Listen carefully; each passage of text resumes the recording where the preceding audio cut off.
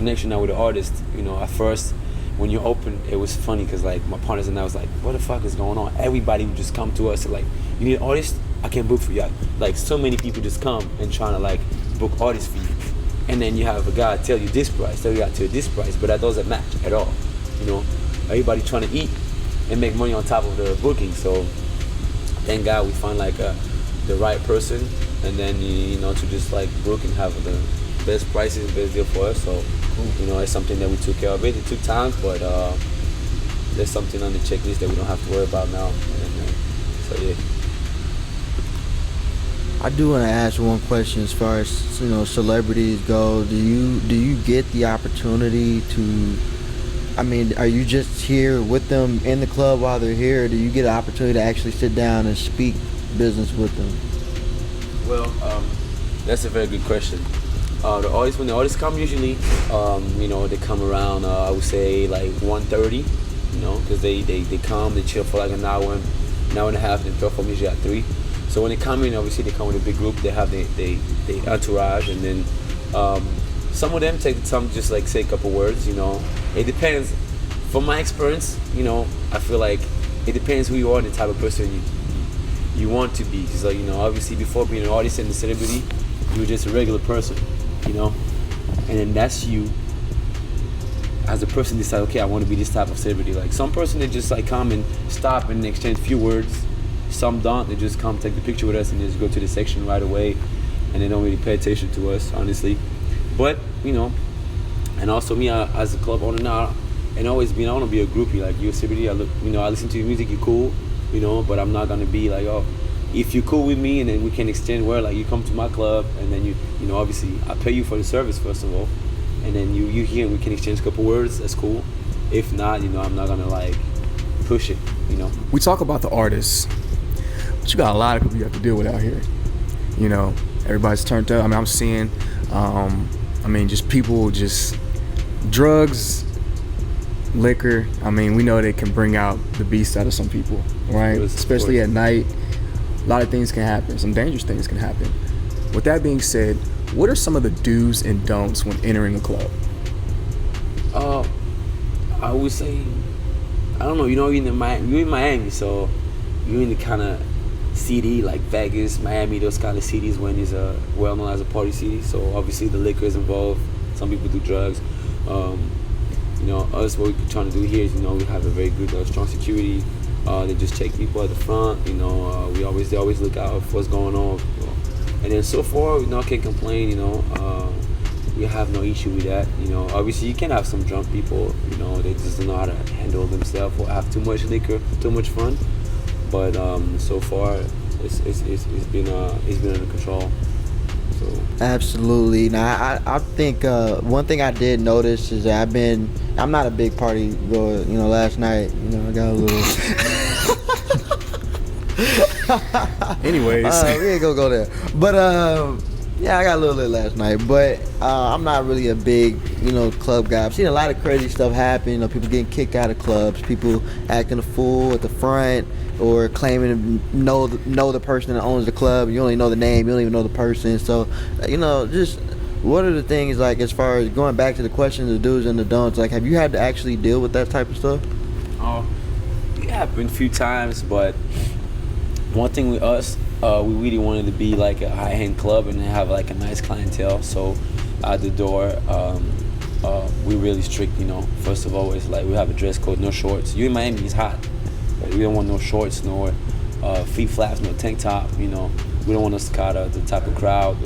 We really want to have like this type of nightclub where you come and you just at your section and you see the section next to you and you see the decent people, Like they just come to have fun. The goal at the end of the day is like to come and have fun and go home safe. Yeah. That's what we want to provide, and then that's the image that we want people to have at Vendor, Most definitely. And we know that's the goal, but we know with a lot of clubs, unfortunately, it doesn't always happen that way. So I'm sure with your fair amount of nights, you've had some crazy stories and seen some crazy and had some crazy experiences. So if you don't mind sharing, what's the craziest experience you've experienced so far in your club? I'm trying to think. Honestly, I don't want to say we're perfect. We far away from that. We still, building a name or brand and we're doing well, and then we're looking for perfection. But we always been on top of security. Like most of the time, we just like had more security because that's a budget that we kept in our mind since the beginning to have like extra security to have no issue. Because obviously, we in Miami, we have a lot of visibility. Everybody Van Dome and stuff, and it's easy to just go down fast for issues like that. So there's something that we always be on top of it, and then we always have extra security. So honestly, so far we never had any crazy story except somebody drunk, like a regular drunk that he cannot handle himself or he can't stand no more, so we just take him out. But so far I can't complain. Thank God we don't have no issue. Security, like you seen yesterday, they just keep turning around, and and then we always have an extra security. And then that's what we do. We have extra one. It's a low cost, but we want to be safe. So nothing too crazy to be like, man, that was a wild night. Like that got way out of hand. Probably, honestly, I don't remember because you see so many things every night. It's just every night's different nights. But no, honestly, what I can't remember is just like somebody just like they cannot stand no more. Cause you see the section like we were sitting on top, you cannot really stand, almost fall. Yeah. But thank God, it's something that my partners and I we're really concerned about. For sure. To have no issue like that. That's why I'm gonna repair myself, but like extra security at the front, in the back, in the club. And then the first, when we see somebody at the table looking funny, we just right away just go in and check in, and then if we have to just put him out, we just put him out. Yeah. Because that's we're looking for the high hand. We don't want to have stories about Van Dome, this happened or this. That's out of this. So. Right. Yeah. I had a funny story. It's interesting to hear you say that you don't have any issues in the club because, like I mentioned, between being in college and being an adult, I've seen some things. But the most recent, like, crazy story I have is I was in Oklahoma for a private workout, and so me and my teammates from last year ended up going up to a club in Oklahoma City. They had 4 sections that were off in corners. Almost like it was kind of like this right here, but except then they had like a stage, and so the stage was like the main section, like that was the big one. And so I was just standing somewhere, I think to the left of the stage, and the stage kind of had a mixture of people, had some black guys and white boys and some white girls, all the 9, and kind of an interesting scene. And so I like heard an argument happening, and then I really wasn't paying attention, and the next thing I know, I see a bodyguard lunging and knocking this dude out, and like cold, like he's sitting there, eyes up, nose bleeding. I'm sitting here like it just happened 0 to 100. So fast, yeah. So I'm just kind of like, how do you, like, I don't know. I mean, you mentioned the dress code, but do you think it's kind of goes from a city to city thing, like Miami's just got the culture, the people, or is it just because you guys are actually keeping a certain culture around, like, that we're not, this isn't happening here? I mean, Miami is a different city, different states, like like Atlanta, New York, but us, and then especially me, I always say that I want to filter a lot of entrance. So as an entrance, we have a very good doorman. They've been in the industry for like more than 10 years. So when you're in the 10 years industry, as a doorman, his job is just like to take it off the door and then like upselling table, refusing people if you feel like they come in already too drunk or too. So if you come in and we feel bad energy, or we feel like you come with a negative vibe, I cannot say bad intention. It could happen, but you can't tell me I'll pay the section 20,000. I'm like, no, if you feel like you bad news, at the door, we rather just refuse it. That's why I think so far we've been doing well, because we refuse a lot of people at the door. They want to buy section and they come in. We feel like a kind of like negative energy, or we feel like the bad news is gonna end up bad. So we just rather just not take it, Right. Because it's like I said, it's very, very extremely important. It's just, we want the people to feel safe. Right. And this, I think what we did so far, that's why people keep coming and we have a good time. We want people to come and feel safe, or like, okay, come there and have fun. The crowd that we have here is cosmopolitan. We have whatever Tennessee you come from, you can come have some fun. Let's get into the good stuff.